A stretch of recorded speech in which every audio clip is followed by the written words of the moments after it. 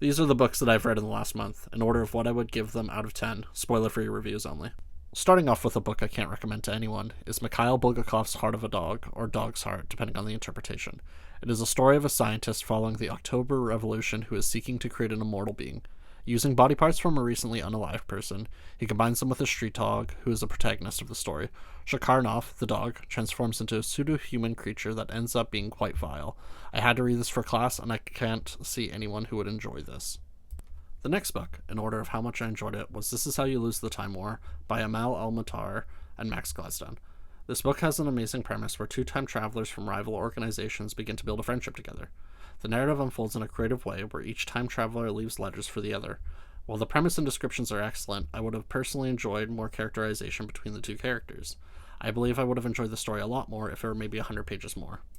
Going back to Russia, the next book on the list is We by Evgeny Zamyatin, another book that I read from my Russian fantasy class.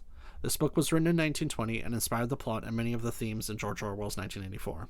As someone who really enjoyed 1984, I was intrigued by one of the first dystopian novels ever written. There is tremendous overlap between the worlds of the One State in We and Airstrip 1 in 1984. While they are both incredibly similar, I do prefer the protagonist and general character work within We more than 1984. The world, on the other hand, is significantly more fleshed out within 1984. The next book on the list is Small Gods by Terry Pratchett.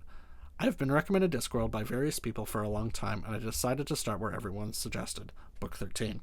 It is perhaps one of the most cleverly written books I have ever read, with excellent character development and witty dialogue. A brilliantly written philosophical debate of polytheistic and monotheistic theology that is considered a modern classic.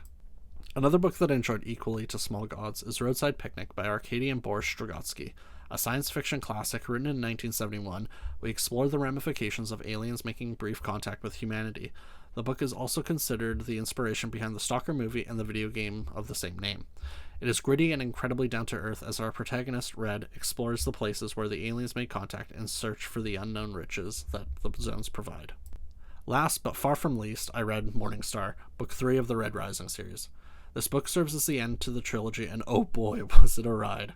The action and pacing was tight and powerful, with little room to breathe in between, with the climax being one of the best of the series so far.